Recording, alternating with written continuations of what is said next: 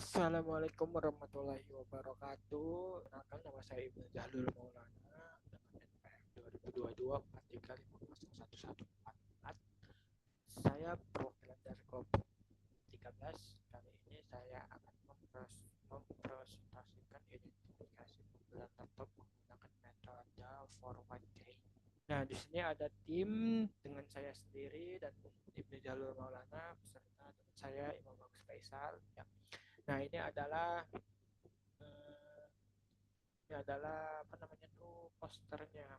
Kita lanjut itu dengan itu kita ada latar belakang masalah.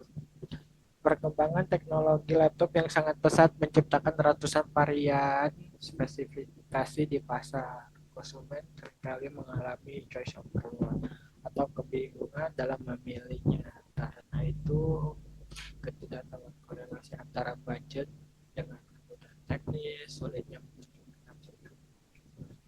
sangat berat. Kemampuan asisten digital yang mampu memberikan rekomendasi layaknya seorang pengamat secara instan dan akurat. Nah, di sini itu kita menggunakan metode forward chaining atau penalaran maju yang ada pada prinsip dan proses. Prinsipnya itu yaitu memilih referensi memulai dengan mengumpulkan fakta yang diberikan oleh pengguna dari aturan role dalam basis pengetahuan yang sesuai dengan fakta tersebut. Terus ada juga prosesnya. Jika prosedur atau aturan terpenuhi, maka kesimpulannya menjadi fakta baru yang bisa memicu aturan lainnya berarti hingga ditemukan hasil akhir. Oke, next lagi ya, faktor pakar.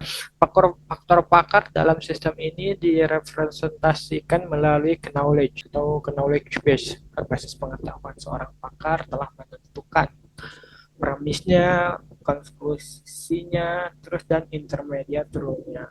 Premisnya itu misalkan satu, kriteria dasar seperti budget 5 atau 10 juta, kebutuhan gaming atau konklusinya itu rekomendasi unit atau spesifik. Intermediate rule-nya itu logika tambahan, contohnya jika user punya uang 5 juta, pakar otomatis menyarankan cek spek gaming A3 karena standar performa saat ini. Oke, di sini ada workflow sistemnya itu. Ada autentikasi, terus ada input fakta, inference proses, output, dan report. Autentifikasi itu user admin melakukan login, terus input fakta, user memilih kriteria melalui checkbox yang disediakan, terus lanjut lagi interferensi proses, masih mencari kecocokan fakta dengan aturan yang tersimpan di local storage, terus mengeluarkan output sistem implementasi beserta log analis. Terus yang terakhir itu reporting, user dapat mencetak hasil dalam bentuk laporan bersebut dan berikut adalah gambarannya. Jadi di sini itu flowchartnya itu user admin membuka sistem, terus login, autentikasi, jika login tidak valid, tampilan pesan gagal login, terus jika loginnya berhasil, dia akan masuk ke rule admin. Jika dia tidak memilih rule admin, maka dia masuk ke user. Nah, nanti user itu ada pilihan kriteria checkbox, promisnya, terus klik tombol proses identifikasinya, mesin interferensinya, ini cocokkan fakta dengan aturan, hasil rekomendasi atau log analis, terus user cetak laporan, terus generate laporan. Tapi jika tidak, jika ya, itu jika ya, maka dia bisa mengelola aturannya, base-nya. Oke, di sini juga ada alur logika flowchart detailnya itu. Yang pertama itu kita ada start, ada semua premis yang dicek, array fact, terus ada looping juga. Selama ada fakta baru yang ditemukan, sistem akan terus meminta seluruh daftar aturan, terus matching juga untuk sistem aturan. Sistem mengecek fungsi everly. Artinya semua premis dalam satu aturan harus terpenuhi agar aturan tersebut terpicu. Terus ada update juga. Jika cocok, rule output dimasukkan ke dalam daftar fakta dan dicatat ke dalam log. Terus ada stop juga. Jika dalam satu putaran tidak ada lagi aturan yang terpicu, change fails, proses berhenti. Terus ada juga filter. Sistem memisahkan kode berawalan P untuk diterapkan. Nah, dan ini adalah gambarnya juga. Oke, di sini ada ambil fakta awal dari checkbox user, terus cek set change, terus lanjut ke current fact, terus sama dengan fakta change. Jika change sama dengan true jika ya, change set di apa dikeluarkan set change files ada satu rule masih ada rule jika ya lagi input cek rule input menggunakan everly terus semua promise terpenuhi dan output belum ada jika tidak lewati rule ini ke sini terus ke rule berikutnya balik lagi nanya lagi masih ada rule jika tidak ada lanjut ke sini putar lagi terus dicek lagi ke sini jika true apakah true jika tidak lanjut lagi ke sini maka hasilnya di filter fakta yang di awal itu tetapi jika semua premis terpenuhi dan output belum ada, maka jika yaitu tambahkan roll output ke current files, terus data roll prolog, terus set change ke sini tambah-tambahin. Jika tidak ada, dia olah lagi ke sini balik lagi dan akhirnya ke filter fakta yang di awal di pen terus rekomendasi laptop. Nah, sini contoh aturannya rule base tahap satu dan 2. Ini adalah ada tahap satunya itu trigger otomatis. Jika aturan 4 jika dia memilih 5 juta aja, maka akan keluar spek gaming. Penjelasannya itu di sini artikel bukan hasil akhir, tapi fakta baru yang membantu memicu aturan selanjutnya. Tetapi jika tahap 2 kesimpulan akhir jika A1 10 juta dan dia ingin apa jika dia mempunyai uang 10 juta dan ingin spek gaming maka pilihlah Asus TUF atau V1 dan yang kedua itu terus tiga itu jika A2 apa laptop jika dia mempunyai uang 5 juta dan ingin yang tahan banting maka pilihlah tingkat kedua. Penjelasannya karena A3 sudah didapat dari tahap 1 maka aturan yang butuh A3 bisa terpenuhi di tahap ini. Ya, yang terakhir itu fitur administrator knowledge based management. Sistem dilengkapi dengan dashboard admin yang memiliki kemampuan create, read, update, dan delete.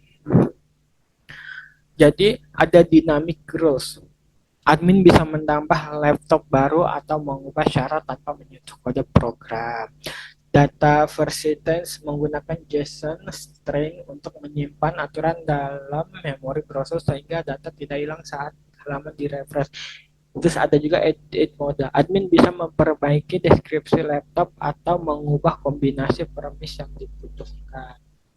Nah, di sini itu kita menggunakan teknologi pengembangannya itu ya menggunakan bahasa pemrograman itu JavaScript, terus styling engine-nya itu menggunakan Tailwind CSS atau CSS framework untuk tampilan modern.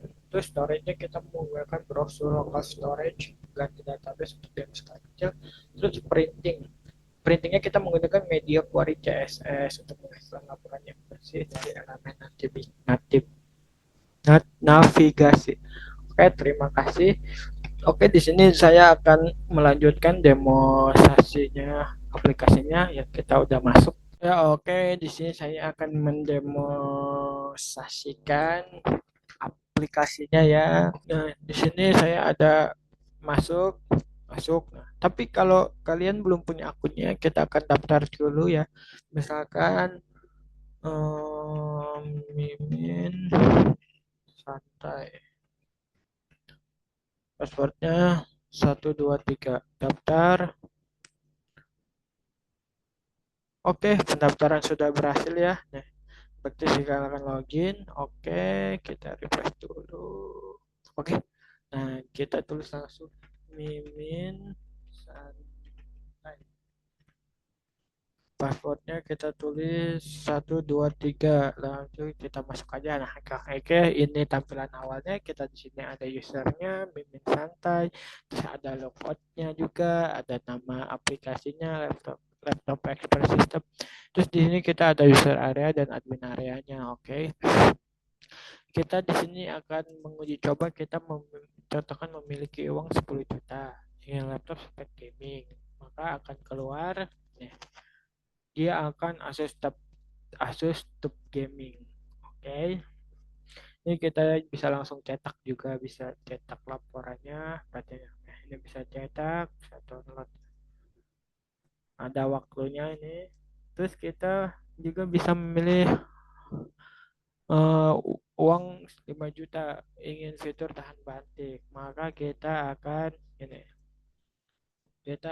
diberikan dua opsi, membeli laptop ThinkPad sama membeli laptop Chromebook. Kenapa ada dua opsi? Karena di sini ada rule R3-nya. Rule R3-nya itu dia itu trigger otomatis dari A3 spek gaming. Rule R3-nya sorry.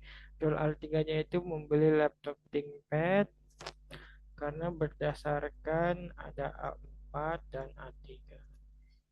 Terus R5-nya itu memicu pembelian dari laptop Chromebook karena jika A4 membeli laptop Chromebook itu dari ini dari kriteria laptop Chromebooknya jadi otomatis ada. Ini itu aturan terima. Tapi ketika kita memiliki fitur kita hanya memilih 4 aja maka akan ada ini Chromebook yang tadi itu dapat ini rule 5 membeli laptop Chromebook. Tapi kita pilih A3 aja spek gaming ini tidak terpenuhi.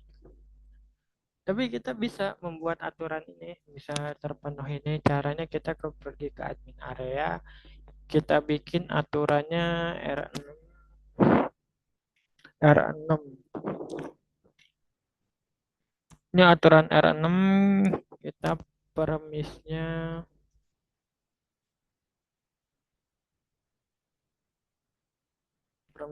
misalkan A3 aja. A3 outputnya kita ingin karena kita memiliki outputnya 3 ya. P1, P2 dan P3. P1 itu Asus TUF Gaming, P2 itu ThinkPad, P3 itu Chrome. Misalkan kita mau ThinkPad nih P2 deh, boleh deh. Outputnya misalkan P2. Outputnya itu kita membeli ThinkPad. Kali kita harus kita tambah aturan. Tuh, aturan R6 sudah berhasil. Nah, ini aturan R6-nya. Jika kita memilih A3, maka outputnya itu P2 membeli laptop ThinkPad. Kita balik lagi ke user area, kita refresh, kita pilih A3, kita proses di sana. Ada membeli laptop ThinkPad. Jadi itulah kegunaan admin area itu. Jadi kita bisa menambahkan aturannya R6 tanpa mengubah kode. Dengan syarat outputnya harus ada. Ini aplikasi ini juga bisa dikembangkan lagi, bisa dikembangkan dengan banyaknya berhubung ini saya hanya memilih tiga aja peraturan tiga P1, P2 dan P3. P1 itu Asus TUF Gaming, P2 itu ThinkPad dan P3 itu Chromebook. Jadi tetap pada acuannya ini di outputnya ini kita hanya bisa memilih P3 aja. Maksudnya kita hanya bisa memilih tiga opsi aja. P1, P2, P3 kalau promisnya mau banyak mau apa ini tapi tetap. Tapi kalau misalkan seandainya ini ada sampai P10, kita bisa buat P10 ini di sini terus di sini ada nanti pasti akan muncul ya. User area dan ini admin area. Kita juga bisa langsung logout. Nah, ini logout kembali ke ulang lagi. Ya, cukup sekian dari kelompok 13, kurang lebih